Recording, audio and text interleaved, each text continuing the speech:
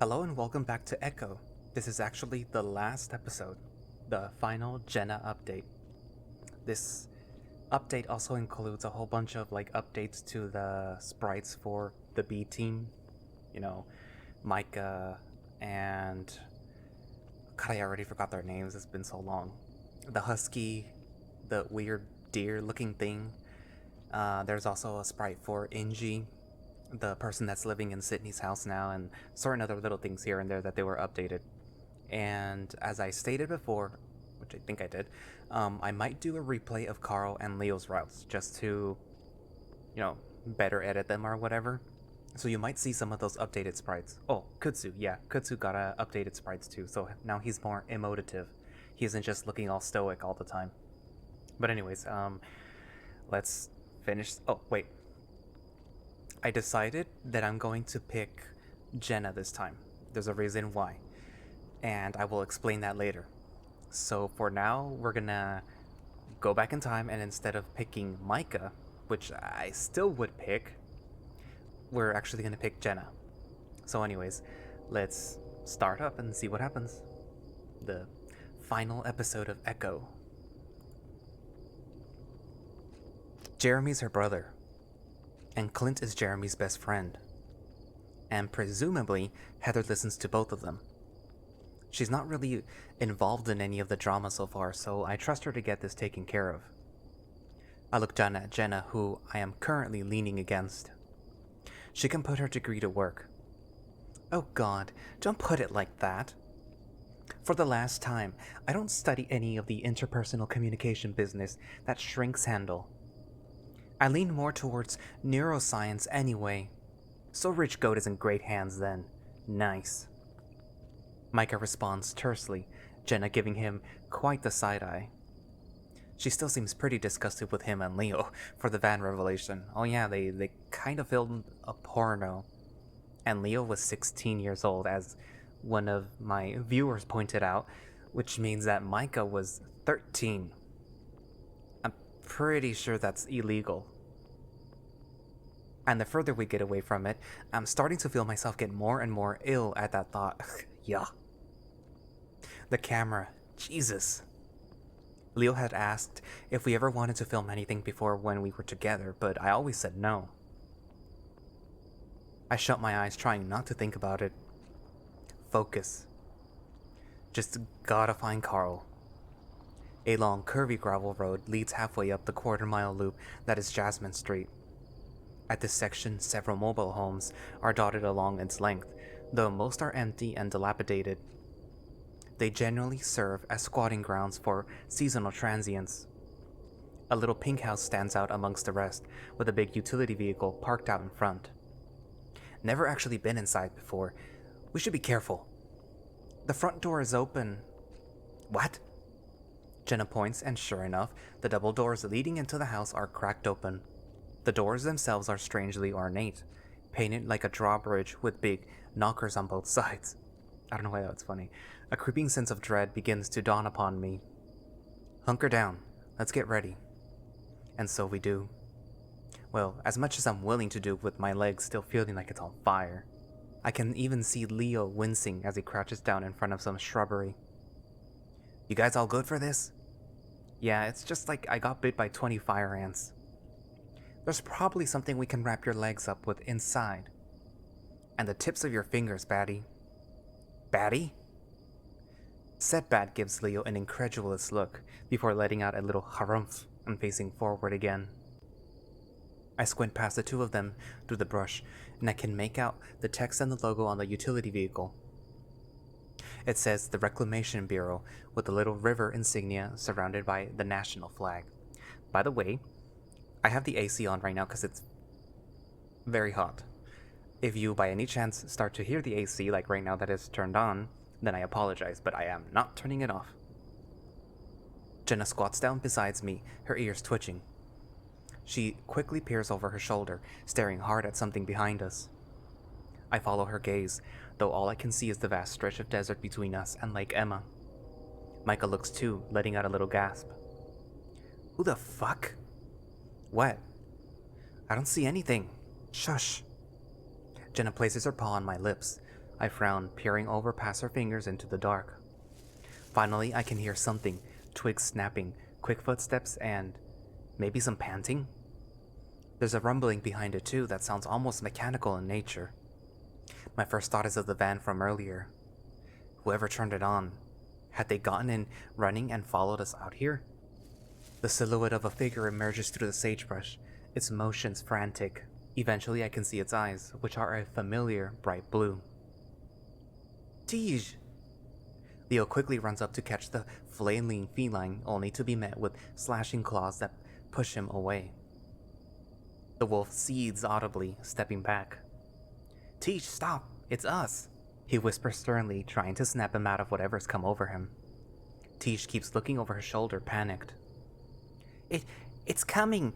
It won't stop following me! Tiege shouts and Micah visibly flinches. Kid, shut the fuck up! He's hysterical. Yeah, so hit him or something. Leo blinks, frowning deeply as he tries to wrangle the cat by the scruff of his neck, with little success. What? I'm not gonna punch Tiege. Oh, so you get to beat up my friends, and it's totally fine.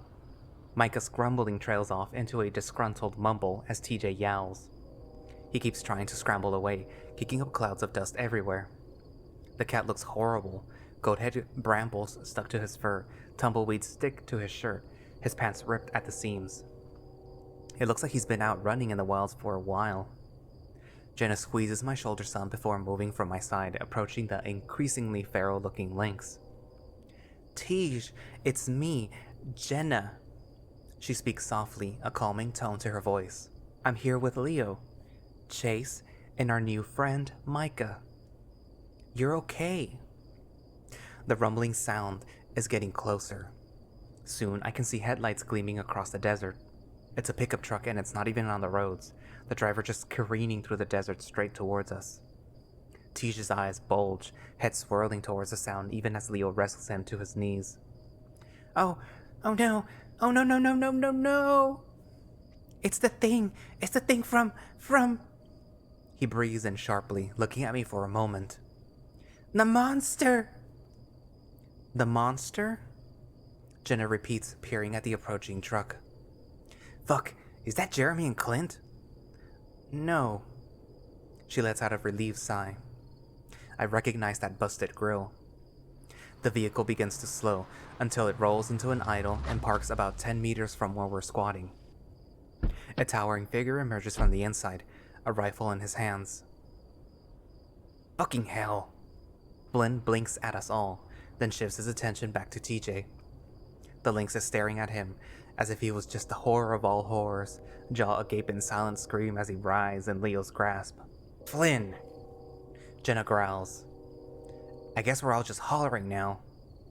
Micah briefly glances over his shoulder towards the house, no movement inside. What did you do? What did I do? I sure as shit would like to know. 1 minute we're searching for Carl, the next he's just staring at me with that crazy look in his eyes. He started crying, snot all over the place. I have been chasing this little shit for fuck knows how long while the whole town is falling apart. I lost him for a bit, so I went home and grabbed my repeater. Flynn holds up his rifle. I can see it's pretty damn old-timey looking. Like the sort you'd see in old movies with metal that looks more brassy than iron. He shifts his gaze from TJ to the rest of us, then frowns. The fuck are you guys been up to? No one immediately speaks. To be fair, I'm not quite sure how to answer that either. It would take hours to summarize everything that's happened since Flynn and TJ were around. Surviving. I rub the back of my neck. But we found Carl. You did? Flynn perks right up, the visible exhaustion he'd worn like a second skin seeming to dissolve right off him. Where? Where is he? I swallow, realizing how dry my throat is, as I try to make the right words. Duke and my brother have him. Jenna interjects. We were briefly and unwillfully detained at Brian's. Carl was there, but Jeremy and Duke were told to take him to Heather's place. Hence, she gestures towards the pink house. Why we are here. You are fucking shitting me. We are not. Flynn is wrought speechless, bringing his fingers to his forehead, gritting his teeth. This is so fucking nuts. He brandishes his repeater across his chest, pulling back the lever and checking his clip, with an increasing look of trepidation on his face. Let's not waste any more time, then. He slams the clip back into place, stepping forward. Tiege flinches, though the lynx looks less terrified and more confused now. Whoa there, Mayor's boy. Jeremy and Duke might be packing, and we know for sure Heather is. So slow your roll, yeah? Hearing this information, it looks like roll slowing is the exact opposite of what Flynn wants to do, but he does stop.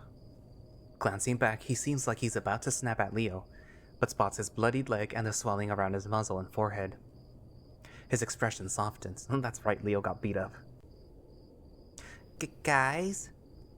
Our attention shifts to the lynx, cradled in Leo's arms, who's peering at us through the bloodshot eyes. Tiege? Leo loosens his grip on him, and the lynx props himself up on one knee, taking stock of his surroundings, as if for the very first time. Hello? Jenna exchanges a look with the rest of us before speaking. Welcome back to reality. That hum's nasty stuff, ain't it, kid? Hum? He clutches his ears. I don't know what you're talking about. Leo snaps his fingers a few times in front of TJ's face before waving his paw in front of him. TJ stares, flinching with a delayed reaction. Not too sure he's fully back with us just yet. Flynn swipes his hand through the air, grimacing. Okay, enough of this. Wolf boy, what's the plan? I blink, realizing how naturally everyone defers to Leo when the going gets rough, just like when we were kids. I don't see Jeremy or Dukes right in front, so I assume they ain't here. We should take a look around inside, but we need to be careful. They could be back any minute. Yeah. We all begin to follow in line behind Leo, all of us pretty damn well aware our element of surprise is long gone. We're about to reach the open door when I notice that Jenna isn't with us.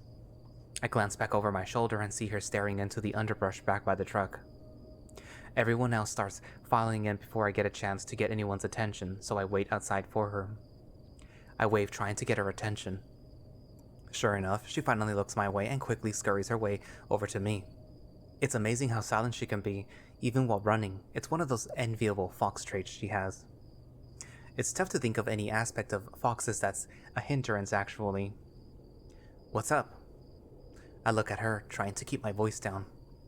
She peers at me with a scrutinizing expression, as if I had just said something rather offensive, and she's waiting for me to talk my way out of it. Jenna? Oh, it's nothing. Nothing real. Huh? She walks in, not offering any elaboration. Come on. I sigh, following her. Jenna, I can't say I would have expected the interior of Heather's home to look like this, even having known her most of my life. The first thing that hits me is the smell. It reminds me of one of those fancy candles and soap stores in the mall, but with the sort of dusty, mildewy stank that lingers in my sinuses. Very floral overall. Potpourri, I think it's called. The next thing I notice is the decor. Much like the exterior, there definitely appears to be some kind of fancy castle-like theming going on in here. However, the person going for set theme is certainly no interior designer. Bubbly wallpaper, cheap knickknacks, and blurry printed JPEG pictures of fairy tale creatures coat the walls. Pink pendant banners dangle from the ceiling, and crushed glitter can be seen reflecting from within the weaving of the carpet. It's like a child's birthday party took place here, but judging from the faded appearance, it's been like this for a while. As I glance to my left, I notice an entire wall has been knocked down, the structural framing inadequately hidden by flowery coated curtains. Beyond said curtain is a large chair and a long red rug leading up to it. It takes me a moment to realize that it's supposed to be some kind of throne, lit harshly by the bright white fluorescent lights. Despite the attempted fanciful presentation, cluttered floors hinder whatever intended effect of opulence they were trying to go for. I can see old VHS tapes, candy wrappers, CRT monitors, disposable cameras, children's toys, all scattered about. Past the throne is what I think was supposed to be the living room. But instead of chairs, there's just this mattress on the floor, which is covered in throw pillows and 3 beach blankets. I even recognize one as having the logo of Southwest Adventures. Seeing that makes me realize how long ago it feels like all of us who are at the theme park, carefree for the most part. Flynn steps up to the knockdown wall, repeater clutched under one arm. Guessing they didn't get a permit for this demo.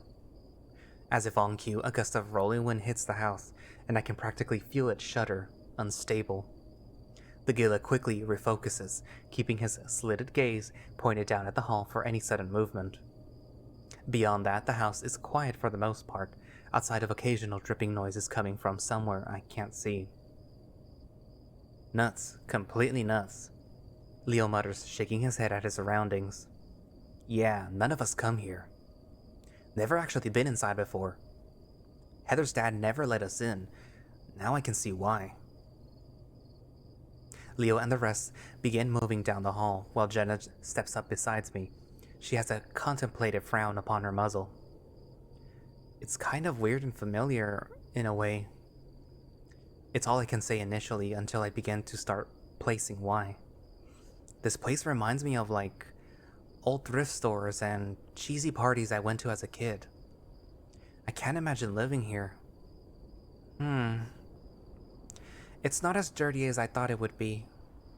Jenna muses, though something catches her eye in the entranceway to the kitchen. Soon I'm following her, approaching what looks like a laminated, colored pencil drawing posted on the wall with rainbow-colored tracks. King and Prince's Palace. Jenna's frown deepens. On the picture, there's a large, bespectacled feline man sitting on a grand golden throne. It's quite an upgrade from the dingy orange recliner draped in cut-up fabrics they've got out in front, that's for sure. Next to him, sitting cross-legged, is what looks like a drawing of Heather. She's in a stereotypical pink princess gown with a little tiara on her head. The two are holding hands. It's such a sentimental picture. It actually seems pretty sweet that even Heather has someone who cares about her enough as this. However, Jenna's dour expression does not relent. She quickly turns, heading down the hall with the rest of the gang. Flynn and Leo continue to take point, the Gila keeping his rifle at the ready. Still no sign of anyone, though. Part of me wonders how wise it is to be carrying a gun with all of this mind-altering hysteria business going on. Flynn turning on any of us is pretty unfathomable, the lizard having always been all bark and no bite. Still, seeing one of my old friends brandishing a weapon is a weird feeling. I pop into one of the rooms along the main hall that still has the lights on. It looks like some kind of study, and it's much less cluttered than the rest of the house. There's a small desk beside the door with a laptop and a stack of papers next to it, most of them with Reclamation Bureau letterhead. At a glance, the documents mention things like water tables, hydrology reports, and map revisions for floodplain boundaries. It all sounds pretty heady stuff. It's odd that Heather's dad lives in such a shitty place despite having such a technical-sounding job. Tiege wanders in beside me, staring blearily into the empty room. I reach over, placing a paw on the lynx's shoulder. He flinches a little, but doesn't draw back. You feeling better, Tiege? I ask, keeping my voice soft for his sake. Yeah. Tiege responds, rubbing his arms. His fur looks poofier than usual, most likely the rest of him being so on edge. I know we're looking for Caro, but I hope Heather's okay too. I withdraw my paw, giving him a sidelong look as I check behind a few pieces of furniture that are in here. Oh? I didn't figure you two were that close. At least, not anymore. You don't have to be close to someone to be worried about them. I'm not about to argue with Tiege on this one, but the way he speaks makes it sound more like he's reciting something than speaking from the heart. I step back out into the main area. Down the hall, I hear the clatter of falling boxes, followed by a hushed swear from Flynn. Watch your step. Get off my ass, my adrenaline buzz is wearing off. You can relax, it doesn't look like anyone's here. What? That doesn't mean you can fucking relax, it means that Carl is still out there with those crackhead fuckfaces. I'm sure when he's dead, you'll be plenty relaxed. Flynn. I can hear the lizard spit, cutting him off. Fuck you, Leo. Flynn, you know I didn't mean it that way. The bickering continues as I realize there's still a room at the back end of the hall with the lights off. I make my way over, stepping into the doorway and peering into the blackness as I fumble around for the light switch. I find myself shielding my eyes from the glare of the unshaded light hanging from above. For a moment, I thought I saw something move in the corner, though it must have been just a glare. This room reminds me of the foyer, a cluttered mess with exposed drywall, electrical wiring, and damp spots all over the ceiling. There's a window to my right, and I think I can see Duke's truck parked outside. Duke mentioned something about Heather taking it while we were locked up with Brian. At first, I think it's some kind of storage room, but then I notice the pink couch in the corner with a blanket, pillow, and alarm clock. There are dirty clothes piled up beside it, and judging from all the bras and panties, this must be where Heather sleeps.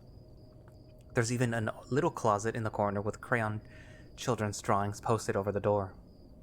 I take a step in, though I stop when something catches my eye. In the right-hand corner of the room, where I thought I saw something move earlier, a little green light blinks in the shadows. As I approach, I notice something, a pastel pink baby monitor thing plugged into the wall. It appears to be decades old, judging by the warm paint, but it's apparently still functional. For some reason I can't explain, I pick up and press the single circular button in the center. It crackles with a low hissing noise, and that's when I realize it's some kind of walkie-talkie. After a few seconds of holding the button, I speak into it. Hello? I nearly jump out of my skin at the groaning noises. Mainly because it isn't coming from the device, it's coming from inside the room. My eyes dart around for the source, eventually finding one of the blankets piled up on the floor behind the table. It starts to move and I quickly back up. Leo, get in here! Heavy footfalls can be heard sprinting down the hall outside, the wolf pushing his way in with wild eyes. What's going on? He looks ready to pounce, though he is met only by me and a bedraggled looking ram trying to untangle the comforter from his horns. Oh shit! Carl! There's a squeaking noise from the closet, and I notice Carl's unfocused green eyes start to wander in that direction. I look over and see the fumbling doors are slightly ajar. Were they like that before? That's when I see it. An eye. It peers through the crack, wide and bloodshot. The door is rammed from the inside, knocking it to the side and sending toys and other miscellaneous junk flying. The hanging light bulb flickers in the closet as the figure steps through. I quickly realize it's Heather. She has blood on her legs and a revolver in her grasp. You! Get out!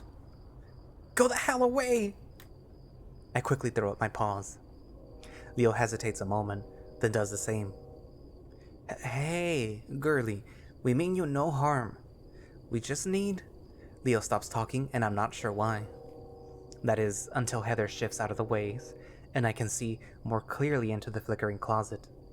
Hunched against the wall is what looks like an enormous doll. Upon further inspection, it's not a doll at all. It's a man, and there's red smears on the wall behind him. I recognize him from the drawings, a portly fellow with circular glasses, each of the lenses shattered by bullet holes. There are just empty sockets where his eyes once were. Atop his head is a little plastic crown, embedded with costume jewelry. Oh shit! Michael walks in the room, quickly recoiling at the sight of Heather and the figure in the closet. Carl huddles down against the floor, seemingly trying to make himself look small. Jenna also steps in, her arms already raised. Heather brings up the gun and points it at her. Heather, what the fuck are you doing? It's me, Micah. I don't care. You need to go. She brings the revolver up, aiming it unsteadily at the lot of us. We all take a step back, my back now against the wall. Where the hell is Flynn? Did you shoot your dad? Holy fuck, Heather. Micah, stop talking. That's her fucking dad in the closet. I know. I will kill all of you! A shot rings out, and I feel something spray against my face. I quickly reach up, rubbing my cheeks and finding bits of plaster from the wall next to me all over my face and shirt. My blood turns to ice as I realize there's a bullet hole about 6 inches from my head. Leo's eyes bulge and he starts to move, but stops when the revolver is swirled towards him. Heather! Jenna shouts, quickly trying to get her attention. Heather!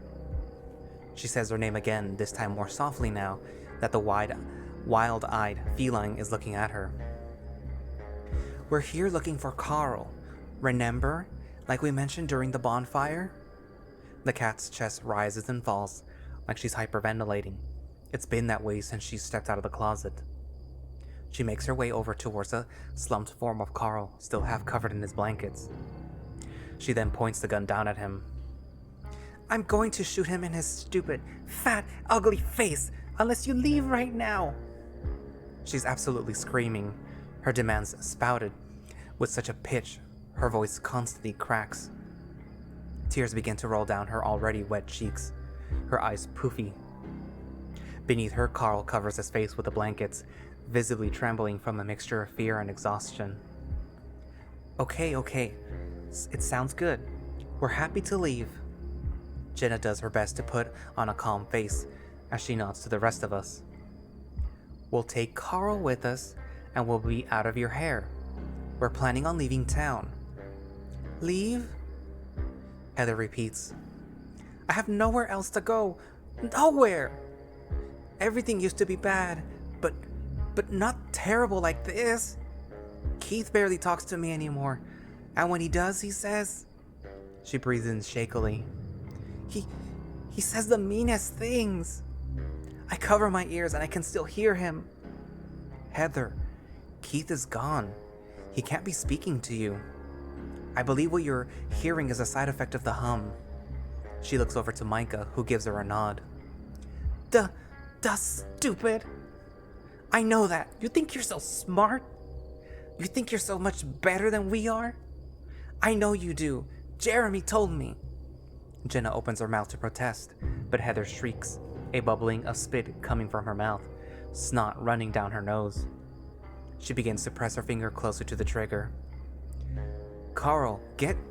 Jenna places a paw on Leo's chest, trying to hold him back as Heather's chest heaves. She looks like she's dry heaving, trying to throw up an immensely sick feeling within her that will not leave. I can barely hear anything anymore. The ringing is so loud. It just sounds like him. He won't stop. Heather flails in the direction of the shadowy figure in her closet. Even though the man in the closet is very much dead, he's propped up in a way that makes it look like he's watching Heather pace around the room. His dark sockets following her while her back is turned. She seems afraid to look at him. The feline closes her eyes for a moment. I can tell Leo is weighing his chances of whether he can tackle her to the ground before she can get a shot off. Before he can move, they open again and she speaks, her voice still shrill, but quieter. Everyone thinks I'm stupid, that I'll never do anything but rot away like everyone else. And it has nothing to do with what Duke or Brian or Jeremy or Clint or anyone thinks will fix things. This whole town is so shit. No argument there. Micah mumbles, wide-eyed. Micah. And it's not your fault. They're wrong. I don't even know you. She points the pistol at me, and it's like my heart crawls up into my throat, my whole body rigged with fear. This town is evil. And I'm gonna stop it. I'm gonna do something with my life for once, and not be some plaything. She seems to be speaking directly to Jenna now. It's what Keith told me all the time before he went away for a while. Heather stands there, shaking in place as if trying to muster the courage to do something. She begins to strafe, getting closer to the closet and bending down to pick up something besides the corpse. It's a bloodied folder with a little booklet strapped to the front. I recognize the emblem on the cover, the Reclamation Bureau. Heather's paws cover the front, but I can still make out Otter's Damn basic operation and procedure manual. Outside, there's some movement by Duke's truck. Trying to not draw attention to himself, I glance out the window and spot the familiar pattern of orange and black scales, and Tiege's tuffy fur. There's a glint of something metallic, Flynn's repeater, which is currently sighted towards the hysterical cat. Jenna spots this too, turning so that her back faces the window. She swishes her tail from side to side. With Jenna in the way, Flynn won't take a shot, right? The idea of Flynn shooting anyone is just unfathomable in its own right. Heather, what do you mean? How are you going to fix the town? I'm gonna make sure that there is no town. As Heather turns away, she catches a glimpse of the blood on the folder, then looks back towards the closet. She screams, but she's not staring at the corpse. It's like she's looking above it at something else at eye level. Daddy! She blubbers before promptly stumbling out of the room in a full sprint, elbow checking Micah so hard that he gets knocked on his ass. We stand there in silence as Heather's footsteps fade out of earshot. The sound of the car being started can be heard as I peer out the window. I can see her father's utility vehicle peeling out of the driveway. Fuck me. Micah whispers harshly, pushing himself up to his feet. The smell of blood and gunshots lingers heavily in the air, and I realize my leg feels like gelatin. I nearly collapse back against the wall, trying to catch my breath. As desensitized as I'd been feeling the fear was still very real in that moment. Everyone all right? Leo is asking in my direction, though he gives a little look towards Micah. Yeah. Peachy. Micah promptly walks towards the closet door and slams it shut. I don't want to look at that anymore. There's no objections to that. Jenna walks over towards a blanket Carl is hiding under. Gingerly, she pulls it off of him, exposing the rough-looking ram underneath. He flinches at first, but the next thing I know, Jenna's pulling him in for a tight hug. Carl's own massive arms envelop her, the two embracing long enough for Flynn and Tiege to finally arrive. Carl! Tiege gasps. Flynn meanwhile stops dead in his tracks in the doorway, looking at a little shaky upon his feet. Jenna pulls back, wiping her eyes with the back of her forearm in such a quick movement I don't think anyone but me noticed. Carl himself can't stop shivering as if the room is freezing. He's still visibly disorientated, mind racing as all of these familiar faces appear in front of him. Carl, you big fucking cloven idiot! Oh my fucking god! Flynn drops his rifle, stepping up and resting a large hand on his shoulder. Dude. He mumbles, a rasp of disbelief. I'm gonna get him some water. Hey, Micah, come with me and look for some food. Something that'll go down easy, eh? The bat nods, not as interested in this tender reunion as the rest of the gang. They head out towards the kitchen. He's hurt. Flynn points to the ram's inflamed-looking skin around his neck, as well as the various cuts and bruises that appear elsewhere on his body. Looks pretty surface level, but we definitely should get him to a doctor in Peyton. We're free? Carl asks, looking up at me. It looks like it. I respond casually, approaching him and giving him a big hug of my own. He's so warm and his shaky breath against my neck is actually feeling pretty good. Tiege joins in as well, sobbing into Carl's fur and muttering things I can't quite make out. Hey, you too. Carl eases his grip on me, peering up at the tall lizard, leering over him. What? You heard me. Flynn frowns, but ultimately relents and crouches down, giving his friend a stiff hug. Carl meanwhile clings to him like his life depends on it, invoking a few irks and grunts from the scaly one. Despite the pained noises, I catch a glimpse of Flynn's face. He's smiling, and more broadly than I'd ever seen in a long time. Carl scoops up another spoonful of tapioca pudding, the remnants of another empty cup he'd gone through sitting on the counter next to him. I only managed to get halfway through mine, it feeling pretty messed up eating a dead man's food. In my free hands, I'm fidgeting with the pink walkie-talkie thing from Heather's room.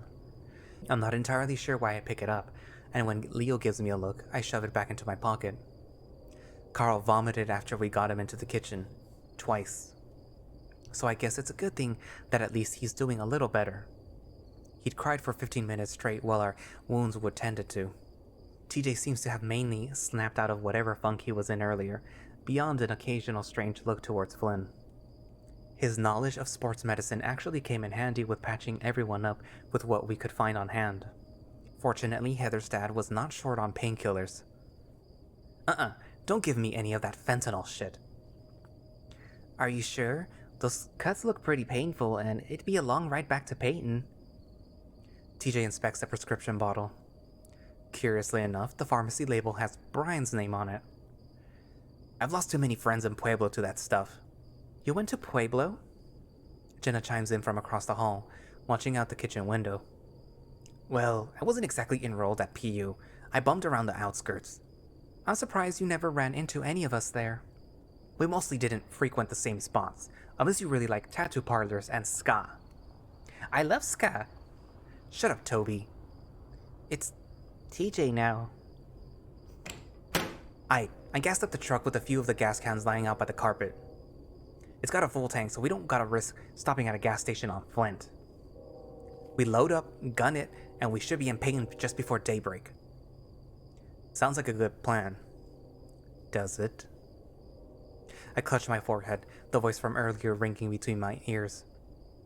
After everything had settled down, I honestly hadn't expected to hear it again. Any sign of Heather? No. Last I saw, she was heading northbound on the 65. She frowns in thought. North? Fucking beats me. There's not much going on north. There's no real exit back to the main interstate system. Just the old military area. Lots of country roads that lead nowhere. And that dam.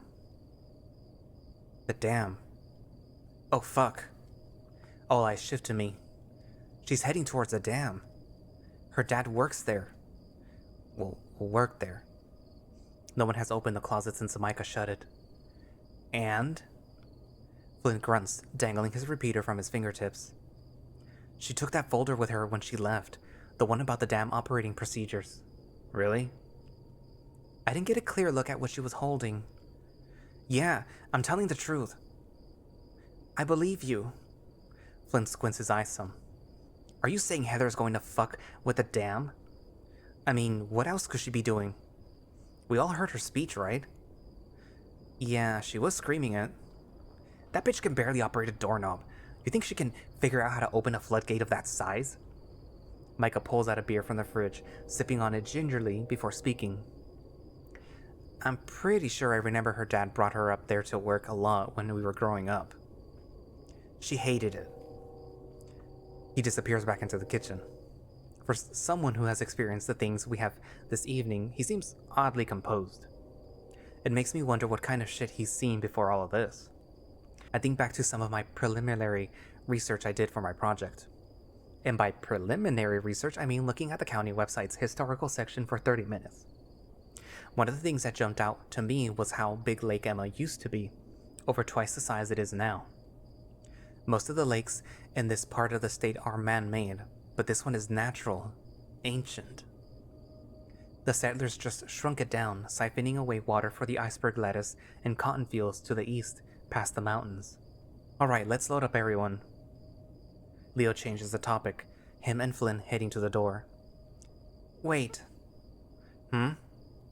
Jenna steps over beside me, seemingly in deep thought before regarding everyone else. So, we know what Heather's plan is. And you all still intend to leave? Yes. Leo responds promptly. No way she can manage what she's planning. We have to get Carl and the rest of you lot to some medical attention. You sure about that? She's got her dad's keys, the codes, the guidebook, and presumably she's got plenty of key knowledge on how all that shit works already. I mean, shit. I want to get out of here, but the poor fuckers who are still here better know how to swim. You think Echo would flood? Micah shrugs. Jenna presses her fingertips to her forehead, exhaling. I truly hate to say it, but we should go after her. What? No way. Absolutely the fuck not. There ain't no goddamn way you're making me drive the opposite direction of ending this whole nightmare of an evening. Jenna turns, giving him a look. Fuck you. Jenna smiles tiredly up at the big Gilla. I knew you had some common sense in there somewhere, and maybe even a heart. I get stuck here because I'm the only fucker who knows how to shoot, and someone needs to watch your asses. He pauses. Also, I just know my aunt would kill me if I let this shit go down. Her being the mayor and all? Yeah. Since when did you suddenly start giving a shit about Echo Townies? The question is clearly directed at Jenna, the lizard grunting in her direction. Jenna shifts in her seat, having to straddle in between Flynn. His truck isn't very big, and none of us particularly wanted to ride in the back. Besides Tiege, of course, who always seemed to enjoy being in the truck bed. Fortunately, I managed to call shotgun, which may not have been the wisest thing to shout when everyone was on edge, but too late now. I don't know, she says, matter-of-factly. This invokes a raised brow from the lizard. I just thought about myself, leaving everything behind like that, knowing what might happen. And I didn't want to be that person. Flynn blinks, wondering if this is truly Jenna he's talking to right now. Look, college does make you a bleeding heart, doesn't it? Leo wasn't kidding. He sighs, the highway stretching out in front of us for miles and miles. Jenna turns to me, giving me an appraising look before speaking. Thank you for coming, Chase. I know you didn't have to, but it means a lot. Oh, yeah, no problem. Every inch of my body longs to be heading homeward, driving back to Peyton, to freedom. But here I am. At least Jenna's here, despite everything that's happened. Brian's attack, the hallucinations, the kidnapping, the haunted van, the voices in my head, Heather's house, and the town going nuts. Everyone is silent as our headlights shine down the long stretch of Route 65 ahead. Maybe we're just exhausted. Physically, emotionally, spiritually? I exhale and rest my forehead against the cool window, watching the town's lights blur past. Soon, the lights stop and are replaced by darkness, shadows of shapes barely visible through the condensation-tinged glass. We never go this way. No one does. We're getting closer to the Echo Canyon. The bumps and hills of Echo being replaced by vast open desert, contrasted by the sheer cliff face of the western mesa. There's not much out here but land owned by the feds, most notably the dam and the old proving grounds.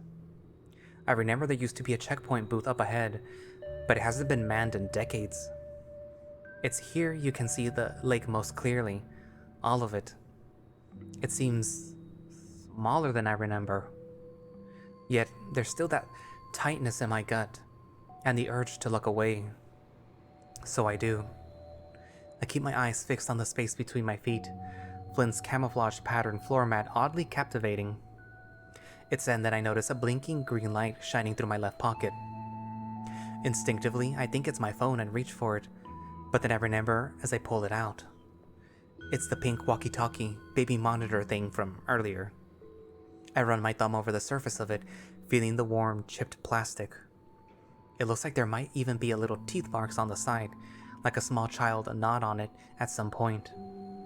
I remember being like that, thinking everything colorful must be some edible dessert, waiting to be bitten into.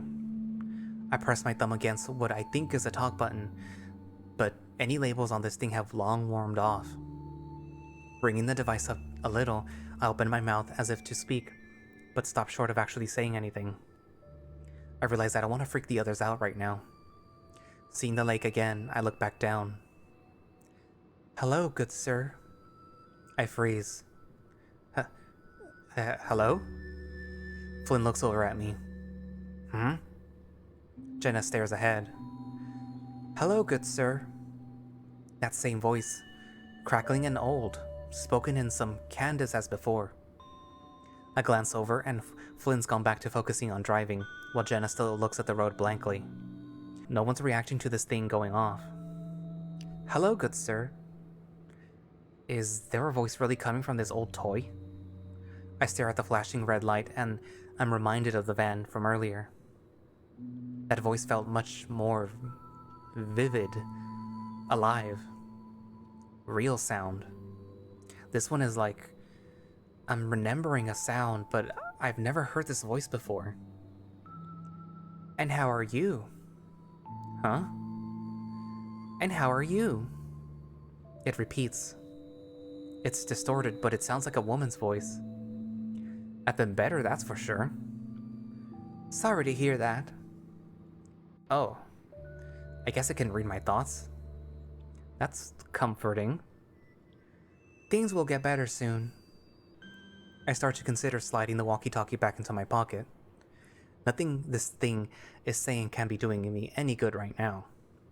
Especially nothing that I'm the only one hearing. Just more hallucinations.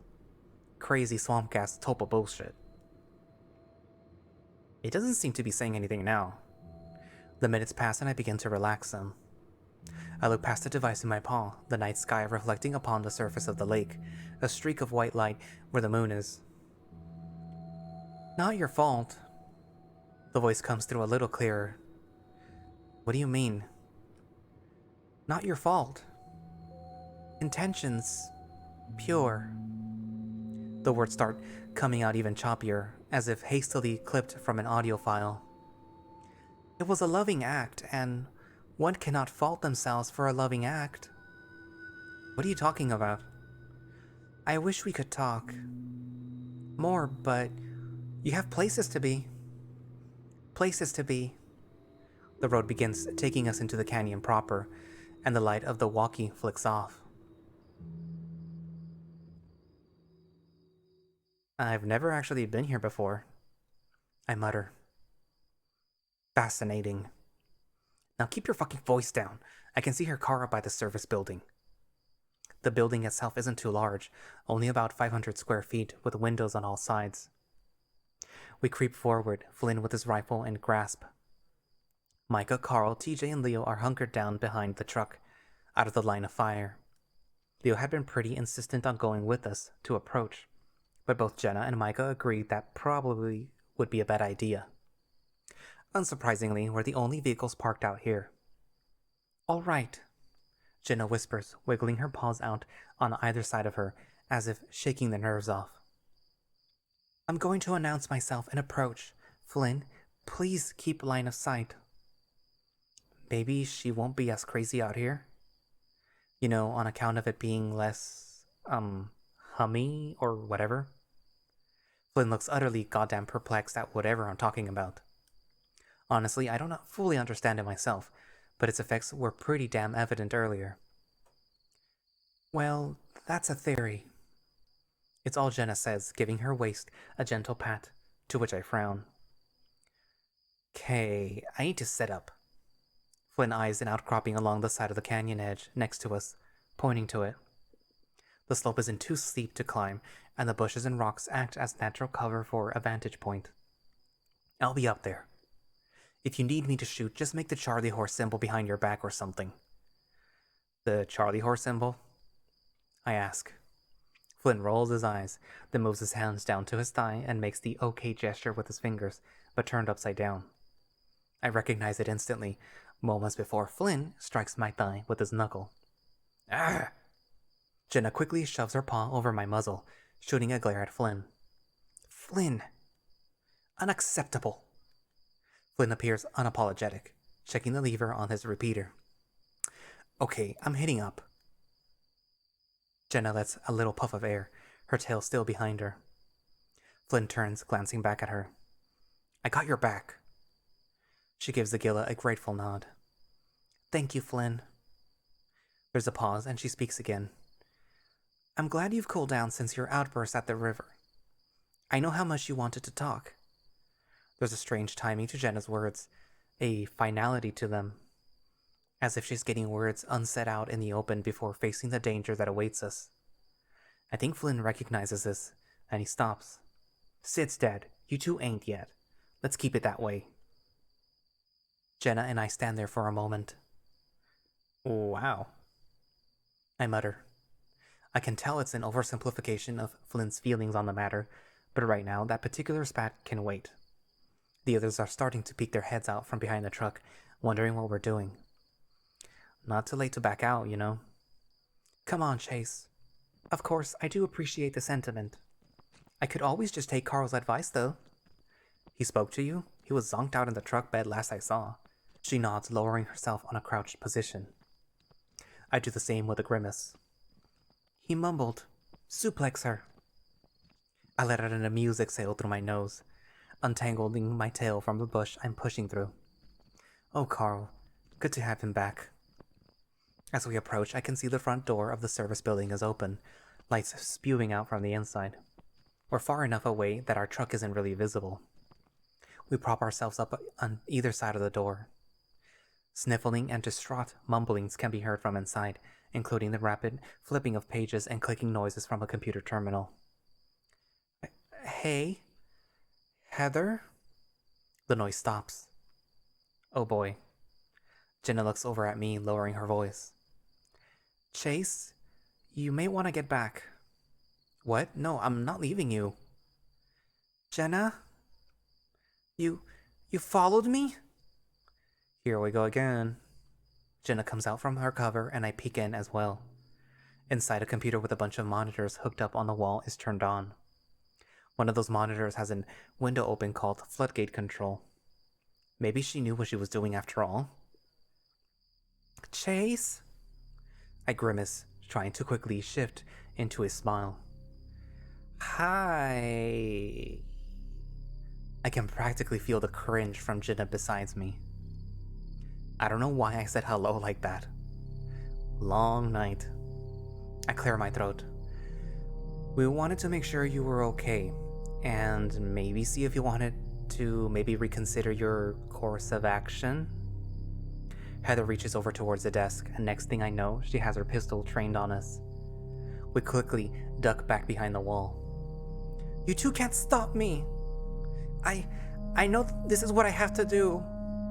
I saw the future in like a dream, a waking dream. Everything worked out. Everything was underwater. There was peace. This has to be done. This has to be done. Her eyes flick to the murky black water at the foot of the dam. There was quiet. It was a dream, but it wasn't a dream. You know what I mean? Jenna watches Heather keeping close appraisal of her twitchy hand upon the revolver. Yeah, I do. Jenna responds flatly. I think we all do at this point. At least somewhat. I can see Flynn upon the rock ledge, moonlight glinting off the metal barrel of his repeater. He's looking at us with a curious expression. Then you understand? You don't, do you? The question must have been rhetorical because she answers it before we can. I knew it! I should have stopped you when you broke into my house. You're bad, just like the rest of them. She raises the gun. There's pitter-patter of small feet behind me, and the next thing I know, Micah's right at my side. One of his paws is on the small of my back, the other outstretched in front of us. Whoa, wait a second. Heather's tear-filled eyes shift to the bat. You again? God, why are you all here? Hear me the fuck out. No, you hear me out, idiot. Keith was like an umbrella. All the bad stuff just bounced off when he was around. After Keith left, everything went to crap, and you know it.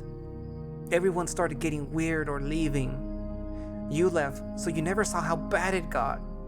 You didn't have to watch it happen. We were all such good friends, and it's like I'm watching everyone dying. I feel like I'm dying, Micah. Everything hurts, and I can't think well anymore. And Daddy... She takes a sharp inhale and between her fangs, sputtering a bubble of spit before catching her breath. I just need to make it all go away, then everything will be fine. I'm gonna move somewhere happy. You can move and be happy right the fuck now. Nothing is stopping you. Micah spits back. This is just the hum talking. You and I know how this shit goes. It'll pass and you'll feel better. We'll all feel better. No! She screams and Micah quickly ducks behind the edge of the doorway as she brings up the revolver. I do the same though. For a second, I think I see a flash of color behind her that wasn't there before. I peek past the edge of the concrete wall long enough to realize what it is. Jenna sees it too. The same tall, burned figure from Brian's trailer. It looms in the back of the room, staring at us, waiting. It's almost like a statue, unmoving beyond little twitches where it suddenly shifts in position. It's unstable, or at least that's the best way I can describe it. Jenna, I see it too. Heather's ranting about something, but I can't really focus. It's getting closer, another foot nearer to Heather. What the shit? Jenna steps out from behind the wall suddenly, holding up the palms of her paws. Wait! Astonishingly, both Heather and the thing stop. Though it's still very much there, looming in the background. It's as if the world itself is distorted around it. 3 holes pierce its face where the eyes and mouth should be. I look back up towards where Flynn is at. He definitely should be able to see this thing, and I half expect a shot to ring out at any moment. When I glance back, the thing isn't looking at Heather anymore. Its dark holes are aimed towards the hill outside the door where Flynn is. Heather stands wide-stanced, her finger an inch from the trigger. Heather, when we were growing up, I was very fortunate. It's not something I truly realized until relatively recently. Despite my circumstances at home, I truly had some incredible people and other things. Jenna's eyes briefly flick up to the figure. Looking out for me. The figure's head tilts ever so slightly. Brian is dead. Your father, he's certainly fucking dead. There's some zeal in Jenna's words, and it becomes rather evident she thinks this is a good thing. And they can't hurt you anymore. A thick tear streaks down Heather's cheek as Jenna takes a step closer, pointing outside to the south. Back in town, there are still people who genuinely care about you. The ones who have stuck with you throughout all of this. Jeremy, he's a complete turd, and I'd give him a piece of my mind if I saw him. But he genuinely likes you. Same with Clint. But Clint talks about all the things we used to do to you guys growing up. All the things that were said. Why are you saying they're good? What we do as children does not have to define us as adults. Heather, I don't honestly believe you want to hurt your friends. Heather shudders, hugging herself. In all honesty, I'm tempted to rush her for the gun if that thing weren't still standing beside her, watching Jenna speak. Heather sobs, her thin wrists trembling, as if the weight of the pistol in her paws had burdened her for too long. Finally they droop, the gun limply hitting the floor. I flinch, though thankfully it doesn't go off. The red entity lingers so close to Heather, it's practically touching her. Then, as if a great silent wind sucks it backwards, its body contorting to the pull, a strip of flesh disappearing into the void. And then it vanishes, fading into nothing. I've rubbed my eyes. It's gone. I can hear Jenna shudder beside me before stepping up and taking the guide and the keys and tossing them promptly into the water below. Micah picks up the gun, flicking open the chamber and spinning it with his thumb. Out of bullets. Fucking hell.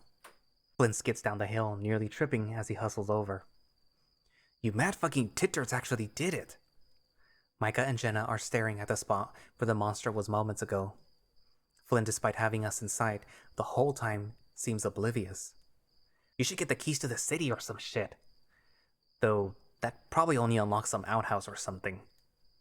Micah walks past him, letting out a string of unintelligible expletives and shaking his head. The sun begins to rise past the mountains to the east, the sky starting to become illuminated with purple and amber hues.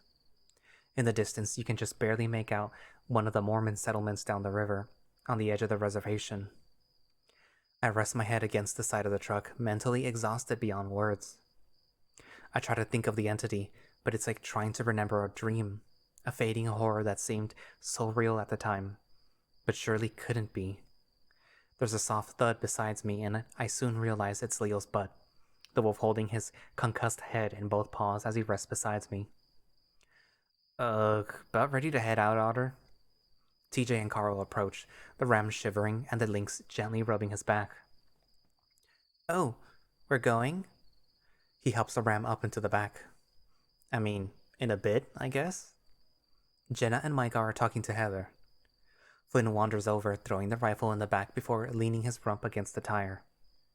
In the past, when shit got tough, the lizard would always run off to deal with things on his own terms. Yet here he is, slumped and exhausted like the rest of us. Finally, Jenna joins us. I give her a little thumbs up as I pass. She returns the gesture before sitting down as well. She props her chin up in her paws, her fluffy tail perking up to avoid getting smushed in the dirt. We sit in relative silence, beyond the faint sound of crickets and gently lapping water. You know, I'm gonna miss this place.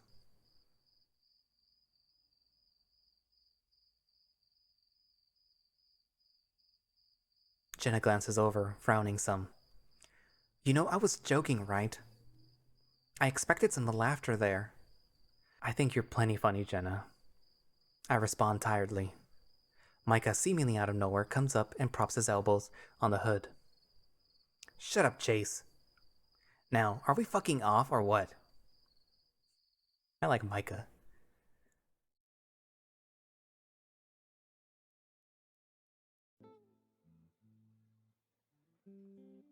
I dab my napkin in TJ's glass of water, wiping off the sticky syrup stain on my seat before sitting down. The lynx gives me a little look before taking a sip of his glass. That's so gross. Ah, about time. Here they come. Flynn's peering out the window towards the sheriff's office across the street. Sure enough, our trio of friends exit through the glass double doors, checking for traffic before crossing over to us. A few reporters from the parking lot spot them and try to get their attention, but Leo ushers them forward. He mutters something and Micah laughs, glancing over his shoulder. Jenna just shakes her head, clearly annoyed, but relieved nonetheless. A few more squad cars roll out, honking at the news vans to get out of the way before heading down the direction of Echo. The police were sure busy in there. Yeah, and no wonder. They're all gonna be in deep shit for the lack of response to all of this. What was it, 14 hours before they even sent out a squad car to investigate the blackout? Well, the detectives I talked to claimed that they sent them out earlier, but there was some kind of traffic trouble. They couldn't get to us. Oh yeah, traffic trouble. That's sure a fucking valid excuse to ignore a whole town suddenly losing its internet and telephone communications. Flynn grunts, the Gila looking over towards the quiet ram at his side. He's still wearing his dirty tank top, though the EMT bandaged up the cuts on his arms and fetlocks. Fortunately, Leo's dad called and said that he's gonna pick up a fresh pair of clothes for him. He also stated that Leo, Flynn, and Carl should stay over at their house while the authorities sort everything out. Since they closed off the Flint Road access to Echo, no one can exactly go back to get their stuff. Not that there was any rush to go back, of course. The ram stares at the checkerboard patterned tabletop, saying nothing. Flynn frowns, nudging the ram with his shoulder. Hey, fat ass, why don't you take a look at the menu? I bet some chocolate chip waffles and ice cream sounds good right about now, eh? The lizard smiles down at him as he slides over a menu. Carl looks up for a moment, then sluggishly flips it open. I think they serve your parents' brand of ice cream here. TJ forces a smile, which is a strange sight in and of itself. A happy face usually comes so naturally to the lynx, but now he just looks frazzled. Understandable, really. Something cold sounds good right about now. Fuck yeah, I bet. The ram flips to the next page, though I can see he's not really reading anything. His face starts to scrunch and he exhales through his flared nostrils. He scrunches again and soon his gaze falters, his arms beginning to shake. His eyes press shut and he lets out a nearly inaudible sob, tears rolling down his cheeks. Flynn reaches over and puts an arm around him, tugging him close. Shh, it's okay. He squeezes the ram's shoulders. Carl sniffs, hiccuping once before letting his muzzle push into Flynn's chest. TJ looks away, his own eyes beginning to water again. I'm gonna order you the banana split and the big glass of lemonade. He pauses. Also a salad, for your health and shit. The lynx begins to quietly cry, though keeps his face hidden by a napkin. We must be making quite the scene for the other folks in here, but I rightfully don't give too much of a damn.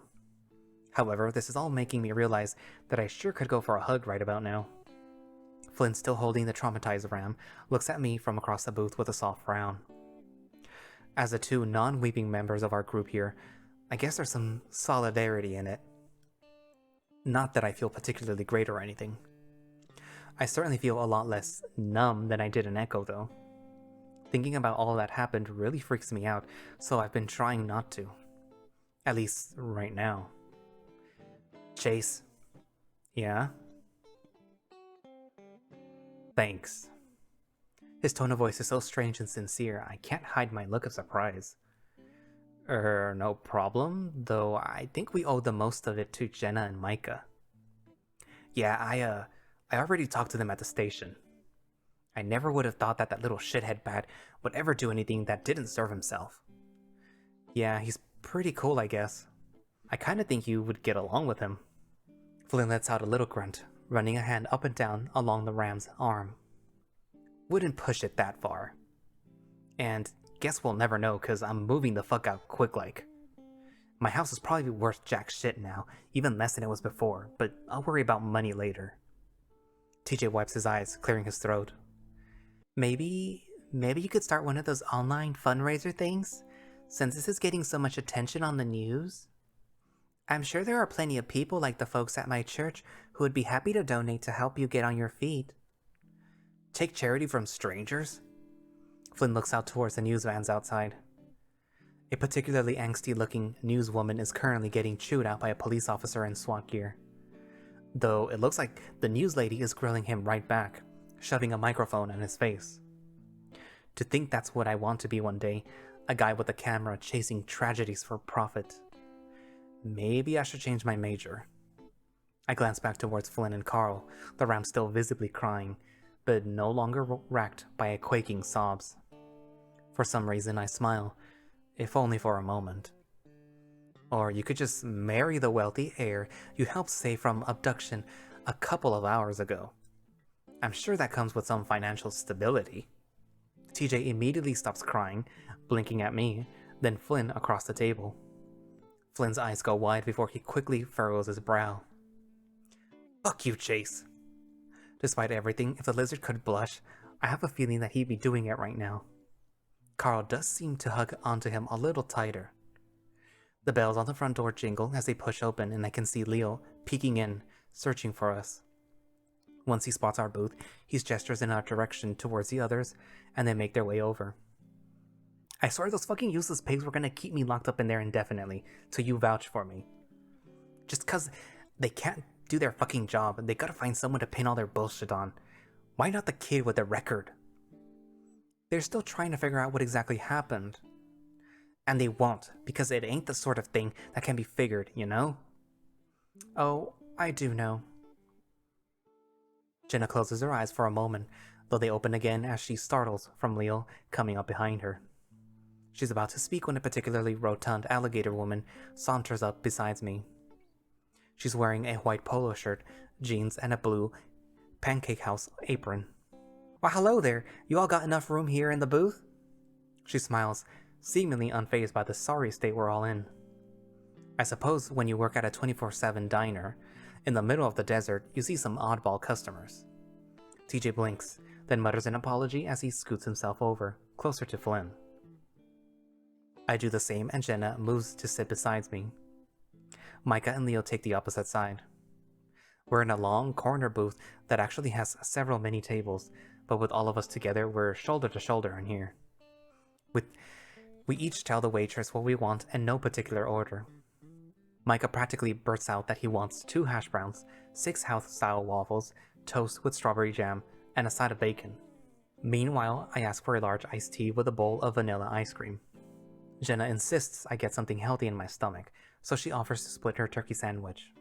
I smile at her and accept, relaxing against the pleather backing of the booth's seat. Our server finally gets to Flynn and Carl, and both of them don't seem to be too focused on what she's saying. Flynn is staring at his phone, and Carl's leaning into him with a distant look in his eyes. TJ gingerly nudges the Gilla, and Flynn quickly looks up at the alligator. Oh, a banana split and a garden salad, please, with 2 lemonades. Pink. What? Pink lemonade. Flynn looks at Carl, like his last shred of masculinity can't possibly bear to utter those words aloud. Fortunately, the waitress writes down Carl's correction with that same unjudging smile. 2 pink lemonades. Aye, if that's all, I'll be back with you folks in a bit. Carl lowers his noggin back into Flynn, while the Gilla goes back to staring at his phone. I can't get a hold of my aunt. Mayor aunt? Yes, my aunt who's the mayor. Maybe she's tied up with the police sorting stuff out? I offer reassuringly, picking up a sugar packet from the table and emptying it into my mouth like an absolute cretin. My god, that's gross. Yeah, but you'd think she'd call me back. Leo raises an eyebrow at me from across the table, taking a sugar packet for himself. Hey Otter, you should have heard Carl's dad falling over himself thanking Jenna over the phone. All the cops out here were calling her a hero, yeah? Oh, quiet you. Hey, I'm sure I could have been just as smooth if I was the one talking Heather down. I look at Micah and I can't tell if he's being serious or not. Whatever you say, little buddy. The wolf downs his sugar packet, smirking some. He and I used to swipe these from the diner all the time, creamers too. He'd always go for the aspartame or stevia-based ones though. I can see Jenna giving us a curious glance before refocusing her attention on me. Anyway, the police were plenty happy with you too. It takes me a second to realize what she's referring to, and I quickly wave a dismissive paw. Well, I'm sure I just gave them more work. That is their job, Chase. TJ, who's been relatively silent next to me, looks increasingly perplexed, his ears folded downward. With everything going on, I realized I hadn't told the rest of the gang about my discovery. For those not present, I found an old corpse on the side of the road from like the 70s. This gets Carl, Flynn, and TJ's attention. Found is putting it mildly. You picked a patch of dirt and started digging until you found the guy's body and wallet. What? I hold up my paws, shaking my head. I can't explain it. I can't explain a lot of things. The fact that the body is so old, though, means I'm not a suspect, at least. Hee. A weirdly sour feeling crosses through my body, and I instinctively squeeze my tail beneath the table. But they ran the guy's name through the system. His disappearance was so long ago they don't even have a record of it anymore. They did find living family though, or at least a point of contact from what I heard. Samuel had family? Jenna smiles. I'm sure whoever they are, they'll be grateful for what you did. Does that mean that at least one of the people from the smoke room makes it out alive? After 4 decades, I'm not so sure. Maybe it will just dig up old wounds, raising more questions than answers. It's not like I told the police my dreams about the van or anything, or who the original owner was. To think Sydney's dad killed a guy. No wonder he ended up the way he did. There's a moment of silence, Micah staring impatiently at the kitchen, and Flynn dialing up his aunt again. Jenna exhales, breaking the quiet. Regardless, I'm just glad you're all okay. Micah's fingers and neck are healing up nicely, and the two of you are finally separated. Jenna nods towards Leo and I. There's no way in hell that phrasing wasn't intentional. She has this self-confident smile on her face, though when neither of us responds, it diminishes. Leo just looks kind of distant. Not like before, of course, when he was all loopy post-beatdown, but like he's got a lot on his mind he hasn't really processed yet. I know exactly how he feels. Dick. Micah muses, idly tearing strips of his napkin off. Huh? Dick. That was a dick thing to say. Well, that's pretty rich coming from you. Micah's about to say something when Jenna cuts him off, speaking first. No, he's right. She brings her fingers to her temple for a moment, thinking, before focusing on Leo and I, making sure to meet our gaze. Acting like we're all still in high school, teasing the two of you about your relationship, it's not appropriate. And Ultimately, it's driven by jealousy. Leo blinks. Jenna? It's not something I'd like to admit, but a lot of what I do is driven by that. The need to have things I wasn't afforded growing up. Micah looks up from his napkin, eviscerating. The edges of his mouth curled into a soft frown. Flynn glances over as well. A prank I orchestrated over 3 years ago led to this whole situation, picking at a raw nerve and leaving it to fester. My mind flashes to images of a smashed cell phone sitting on the pavement, Leo calling for me as I walk away. Do I think the two of you should be together? No. But is that any of my goddamn business? Also no. And for that, I apologize. Wow. Flynn speaks my mind. We should go through more tragedies if it gets you to admit you're just as shitty as us for a change. Flynn grunts. Jenna waves off Flynn's comment. But seriously, Leo, don't chase at a children's arcade then destroy it when you get caught. You smashed up an arcade? I did. You know, I am kind of a rebel. A real badass. Leo clicks his tongue against the roof of his mouth, letting a moment of silence pass as he glances offward. Nah, I'm a fucking idiot. Leo seems to be purposefully avoiding Jenna and I's gaze. Hey, people did worse things under the effects of the hum. Manifesting a type of one's ex-boyfriend is a bit much, no? Ex-boyfriend. I suppose that settles it, though I can feel how much it hurts him to say that. He smiles regardless, of course. Well, if the Tulpa is giving good head, there's not much to complain about. Seriously, what the fuck are you guys talking about? I can't help but chuckle, and a few others do too, including Leo. To describe any of this in any sort of way that does it justice seems utterly untenable. Look, I'd reckon it's best if we put some time and a few beers in between this event and us before getting into the nitty-gritty details, yeah? Oh, planning on another Echo meetup already? I ask, trying to sound more lighthearted than I feel. Fuck no, Otter. We've got the internet if we want to talk. My inbox is always open, though. I think therapy may be the safer bet than beers. I could get you some harder stuff. Jenna sighs. Like? She seems to regret the question the moment she says it. You ever had a foot-tall devil dog cake with strawberry, cherry, and raspberry filling? I know a place at Santa Rita and Budsby in Pueblo. Would take your mind off of anything. I also can get you some heroin. Micah, for God's sake. I'm just kidding, Christ. The cake place closed years ago. We talk for a few more minutes, mainly shifting through what the hell we're all gonna do after all of this. The food arrives before Jenna and I really get a chance to weigh in, though. Not that I'm complaining, of course, the vanilla ice cream looks delicious. And Jenna's sandwich, which she offered to split, doesn't look too bad either. She sets it gingerly on my plate. Flynn glares at his pink lemonade as if it had just insulted him. Fucking hell. He glances over to Carl, who seems to be working up the energy to sit upright enough to eat his food. This looks like you're pissed after too many energy drinks. That was once. Carl speaks up in a sniffly voice. The lizard looks like he's about to take a tentative drink right when his phone goes off. He quickly snatches it up. Hello? Mark. He leans forward, resting his elbows on the tabletop. Yeah, hi. I left a message earlier. Have you heard anything about my aunt? He frowns suddenly. Okay, why? Alright. The lizard takes Carl by the shoulders and straightens him out, the bleary-eyed ram blinking some as Flynn tries to stand up and scoot past them. I'll be right back.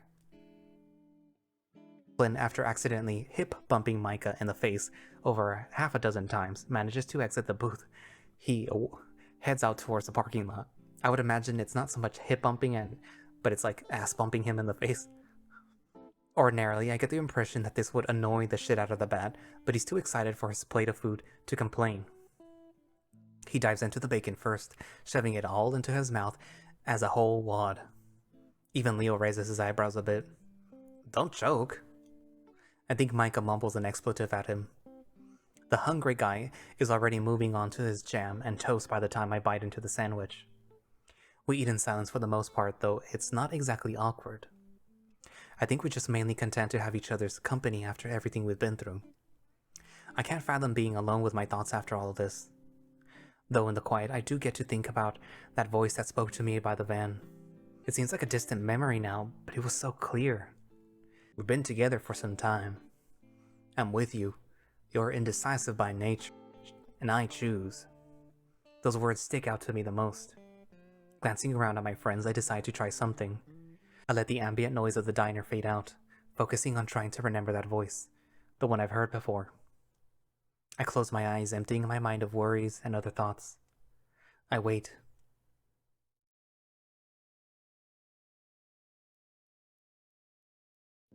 Jenna nudges my shoulder and a french fry, poking out of the corner of her mouth. You falling asleep on me, Chase? I refocus, managing a reassuring smile. Oh no, I'm just, taking a moment. Oh. She nods as if it made perfect sense, no clarification needed. You holding up all right, though? You know, I think I'm okay, actually. Really? Her tone is skeptical, though in a sort of jokey way. Yeah, really. She finishes the rest of her fries, wiping her paw off with a napkin before catching her attention across the room. Oh, would you look at that? A jukebox! I follow her gaze, spotting it by the door to the bathroom. It's pretty retro. It even has those plastic neon-filled tubes that flash when it's turned on. You don't see many of those these days, or jukeboxes in general. I think most folks saw it as a nuisance than a mood setter. Come on, let's take a look. Okay. Not sure why this is so interesting to her. After scooting out, she offers me her shoulder, her tail swishing gently behind her. I offer her a little nod of thanks, using it to help myself stand. Leo looks up at me from his plate of chicken and waffles. We meet each other's gaze for a few seconds and he smiles. Alright, easy now. The EMT already gave my leg a proper dressing after we got to the police station. Hell, they tried to get Leo and I to go with them to the hospital. Yet of course the last thing Leo wanted was for us to get all split up again. I actually agreed with him this time. Plus, I've heard horror stories about ambulance bills. I relinquish my leaning on Jenna and we walk. I hobble towards the jukebox. The music selection is pretty dated for the most part, though there are some modern dance hits thrown in there, surprisingly enough. There's scribbled on with permanent marker on the sticky note labels. Jenna makes a show of inspecting the options, though she speaks up towards me. Hey. Hello? She lets out a little laugh, then sighs. Sorry, I haven't gotten a moment to speak alone with you for some time. Something on your mind? She nods. A lot, actually. There's a considerable amount of things we've seen, that we've experienced, that will never make plausible sense to anyone but us. Jenna gestures discreetly towards the rest of the group at the booth. I notice that Flynn is still not back. It does sort of put everything into perspective, I guess. Yeah. Part of me wonders whether I made the right decision. The musing comes as a surprise. Jenna never was one to really doubt her choices, or at least make such doubt known. What do you mean? Well, from what I figured from both your historical research and what Micah has said, this hysteria is cyclical. It always comes back and ends up hurting whoever is around it. Now, I don't know whether it's gas seeping through the ground, weird radio signals, or something in the water, and I'm not sure anyone will ever know.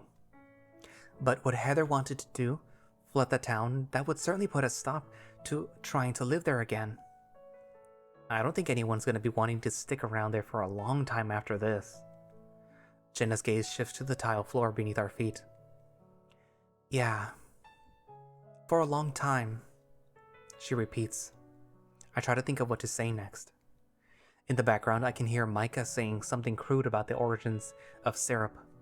I glance back and see Leo clucking and Tiege covering his face. Carl stares out the window. I don't know if you can really fight forces of nature. Whatever is going on, it feels much bigger than us. But what you can do is help people, I guess. And that counts for something. What you did for Heather despite everything she did to you, that counts. Second chances and all that. Jenna smiles. Chase, that is very nice of you to say. Very sappy, of course, but still sweet. I'm not quite sure I can fully see it that way, at least not yet. Her tail thwacks me a little, and after a brief moment of nearly teetering over, I thwack back. I think we all turned out okay, noting the circumstances. Echo's this tiny town in the middle of nowhere, and the shitty situation brought us together in the end. And I don't regret that. She taps her fingertips against the glass of the jukebox, looking elsewhere. I wonder what it would be like if Sydney were still here. The question catches me off guard. As far as I know, Jenna never really liked the kid back in the day. Still, I guess he was part of the group, hence the thought, maybe? I don't know. I don't really want to think about it, to be honest, because you killed him. Maybe he would have helped Leo beat the shit out of Brian. I blink at her, the words sounding strange coming from her mouth. She looks at me, furrowing her brow. What? He was really into that wrestling stuff. I cross my arms over my chest. I guess? There's a long silence. I had a dream about him earlier on in the week. Once everything started, hitting the proverbial fan, I remember hearing these strange voices. She doesn't elaborate on that specific thought further, shifting focus to me. I didn't make anything of them at the time, but noting everything that happened later, she stops for a moment.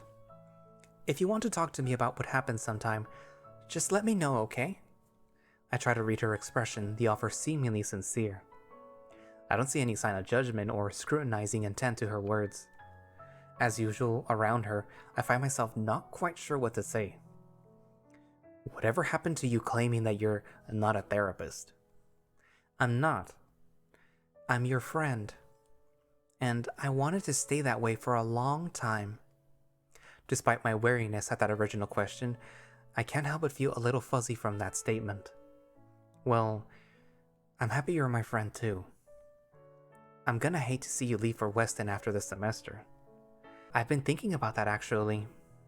I might just take the upcoming fall semester off from formal studies. Really? You've been pretty apt about getting your education done as soon as possible up to this point. Well, I've got some offers for a sabbatical lined up, as well as a part-time internship or two. Nothing that would really hurt my resume. There's still quite a lot you can do with a bachelor's degree. Is this the same Jenna I've known all these years, taking it easy? I'm really shocked. I smirk as she pats my shoulder affectionately. Hey, maybe your slacker ways have rubbed off on me. What? Pfft, what are you talking about? I respond, putting an indignant tone. Oh yeah, just spend your 4 months playing video games, catching up on your manga, flirting with hunky boys. You know how it goes. Hunky boys? Of course. And oh yeah, I almost forgot. Now that you've survived a couple near-death encounters, when are you gonna profess your love for Carl? Jenna! She laughs over my grumbling. In the meantime, I'm definitely going to start writing about our experiences here in Echo, specifically our most recent ones. How it augmented the perception of people, sometimes even in groups. It's almost downright paranormal. Almost? Nothing's actually paranormal. I'm certain there's actual inputs and variables which determine certain triggers that resulted in what we saw. On a personal note, I'm just happy none of the effects seemed to linger once we left the town. No topo version of you hanging around Leo, no monster chasing Tiege, no red figure following me, no visions of Keith, Formica, or Heather.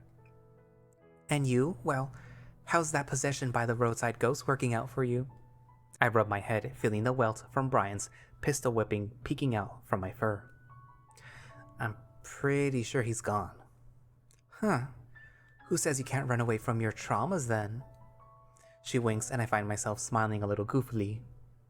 This is also insane, but I sure am glad she's here to talk me through it. Now Chase Hunter. The true question. She turns to face the jukebox. Which should we pick? Let's go with random. You know what? I don't know. How about you choose? Jenna gives me a quick nod. Whatever you say. Oh, here, this one looks good. She leans in and presses the button on the machine.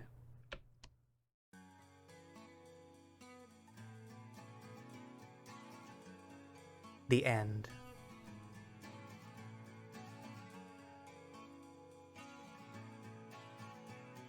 With credits this time.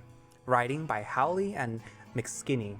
Editing by Howley and McSkinney. Scripting by Howley, McSkinney. Toxito T. Animation by Toxito T. User interface by Howley and well, you can read the thing yourself. But yeah. Well, that was Echo. And I gotta admit, a little teeny bit sad that it's over. And also a little glad that it's over now. Because now I don't have to just keep waiting and doing this. But this visual novel took a little under 6 years to finish. And that was a wild ride for everybody that was waiting and reading it as it was being, developed. And it was not it is not what Howley originally planned. But I think what we have now is really good. And when my friend Omar, or Alvaradog, if you guys want to search for him on Twitter, he's an artist, by the way, with a Patreon and comics that you can buy. When he introduced me to it, I originally thought it was going to be like some dating simulator, but then it like turned to horror. So I was like, oh yeah, horror. And there's like people dying and stuff like that. So I was like, oh, well, this is cool. And then when you go on to realize that Chase is kind of a shit, and then he's a murderer, then it's like this whole roller coaster. And then you feel like Leo is like this psycho, but then you realize that it's not actually his fault. And then, there's Carl, who's like this socially awkward guy who has so many problems, and then you just feel so bad for him. And I hope that they make a Carl plush. Please make a Carl plush. But yeah, there's also like so much teenage drama with these characters. It's kind of like, ugh, you guys, just why? But it's not bad either. But yeah, I like it, and I hope you guys liked it too, if you guys weren't playing it before and you were just going based on what I was reading. I really hope you like it. But yeah, oh yeah, the picking Micah part over Jenna. If you pick Micah, what's her face? Heather shoots him in the wing. And after that, I was like, you know what? No, I don't want Micah to get hurt. So I went back and decided to do Jenna. I'm not sure if something happens at the dam, if Micah's the one that's trying to do, talking her down. So I'm not going to do it. Well, I'm not going to record it and do it. So if you guys want to know if something happens, then by all means, do it yourself. There will be a link down in the description. And there will be a link down in the description for the Echo Project's Patreon. And there will be a link down in the description for a link for Moe, who is doing a lot of music for the Echo Project and Far Beyond the World. And you can also commission him too if you like. And one thing I will do, because there is an extra little piece added to Flynn's route, and this option has a little bit more conversation between what's his face, Devon, Cameron, and Chase, and you even get to see old Chase sprite. So I'm gonna fast forward through this there. So, oh yeah, that's wait, go back. No, go back. This is go back. Oh my god, that's Flynn's aunt. Yeah. Let's continue. And this is a new sprite that was added. This is Sydney's dad. Oh, young Sid. This is young Sydney. 3 new sprites you get to see. Oh, wait. Fuck. There's a new CG thingy. Go back. Right there. Wait. The new CG when everybody sees, well, somebody sees the figure up on the hill and there's Socket Face, or at least who we think is Socket Face. Could be the Wendigo, someone. And we go back to skipping. Then it disappears and it's next to the thing. Oh, see, old Chase. Well, older Chase. Where's the part where he says, okay, let's go? That's the part where it left off, right?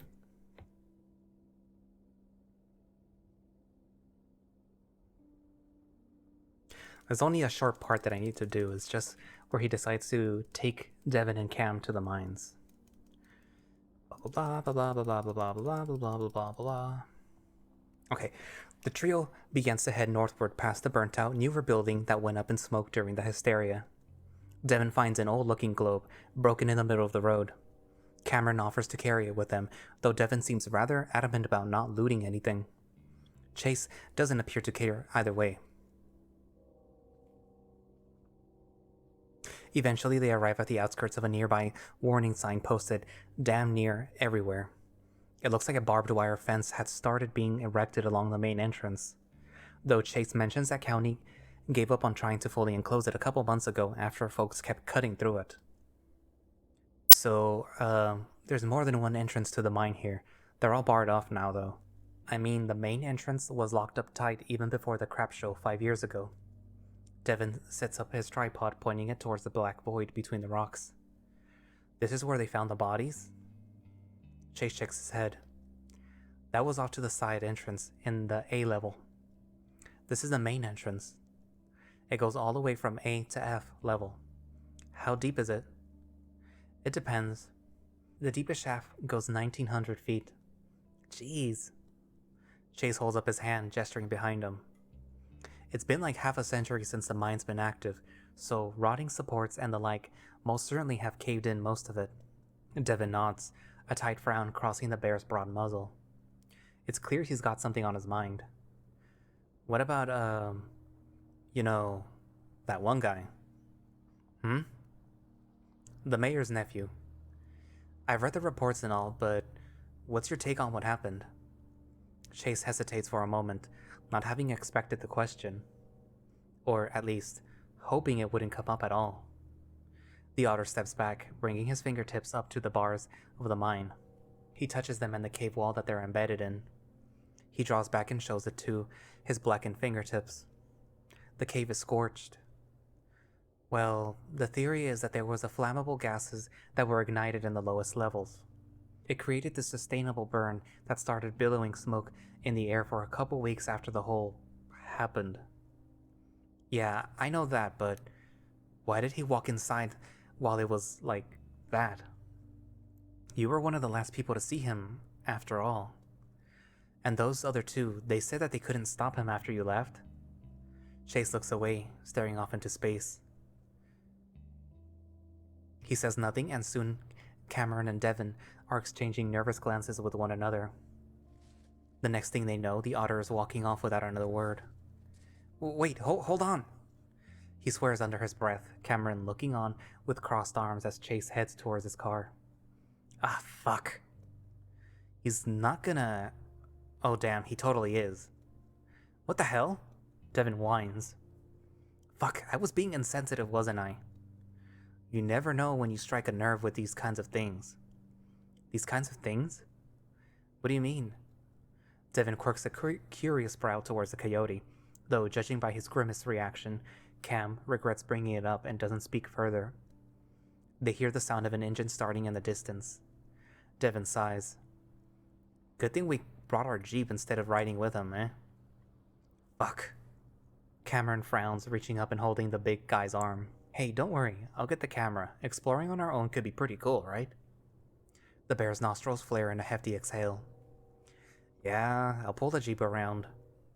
Cameron gives Devon a thumbs up before moving to grab the camera. As he's about to close the viewfinder display, he notices a green square appear in the center of the frame. He leans down to look more closely, pressing the display adjust button. Face detection disabled. The square vanishes. Huh? He hits the button again. The square returns. That's weird. He flicks the switch on the side to auto-white balance the image. The whole screen flashes as the lens adjusts, and as it comes into focus. Fuck! A lizard stands in the darkness behind the bars. But he can't stare, not really, because his eyes are gone, half of his muzzle missing. Cameron jumps back, tripping over the rocks and landing against the sharp edges.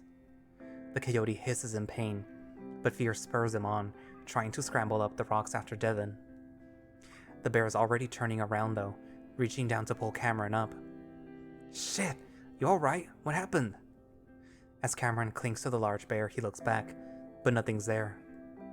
I don't know, I saw... Devon looks in the same direction, squinting. Cameron stares for a while longer, then turns back and shakes his head against Devon's chest. When Cameron looks up at the bear, he's grinning though. Holy shit, did you see a ghost? The coyote scowls. What? No, I just thought I saw something. It was probably the camera glitching out. The bear gives him a knowing smile. What? You're gonna be a believer by the end of this. I know it!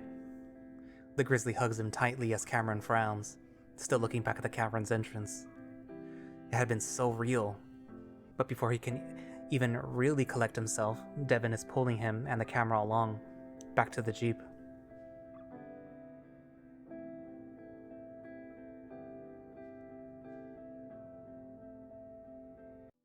And that was the last bit that was added after the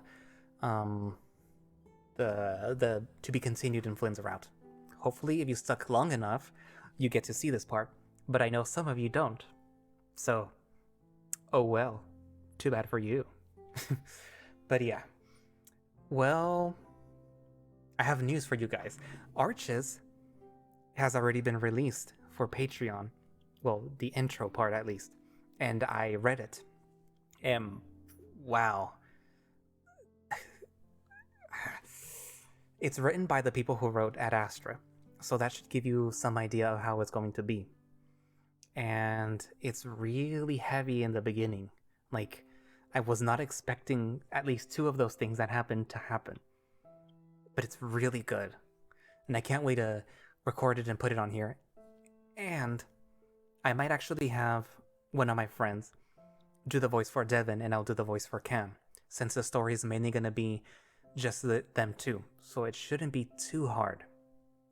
And I'm probably not going to release it anytime soon, the recorded episode. It's going to be probably 3 weeks from now, because as I stated before, I want people to subscribe to the Echo Project's Patreon. And I don't want people just to go, oh, well, he's just going to upload it later. I won't do that. Well, you're going to have to wait 3 weeks. So, you might as well give them some money. What was it, like $5? And then you could just play the intro yourself. You wouldn't have to wait for me. Just give them $5. Do it. Actually, let me check real quick. Which is the lowest tier that gives you access to that? So for $3, you should be able to get access to the builds. So, do it. Do it. Do it. Seriously, it would be really nice if you did it. So for $3, you will get the full game upon release, access to once a month Patreon-only Echo updates, or in this case also Ad Astra and Terra, and Arches, and Glory Hounds, and early, basically voting access too. So I pay the $10, so I can get some other little stuff here and there. But for $3, you get early access to all of these games, so you might as well do it. Seriously, do it. Do it. But yeah. Thank you all for watching and sticking around with me to go through this whole journey of Echo. and it's finally over. And it's gonna be followed up by the smoke room, of course, and Arches. And trust me when I say this, Arches is starting off strong, and I hope it continues that way. Well, I guess I will see you when I record Arches and I post it. And oh no, on the 15th, there will be a release of Far Beyond the World. So maybe on the 15th, I'll post something, or around the 15th for that. And then later on in the month, in April, since it's already April, I will post Arches. So yeah, I will see you later. Bye bye.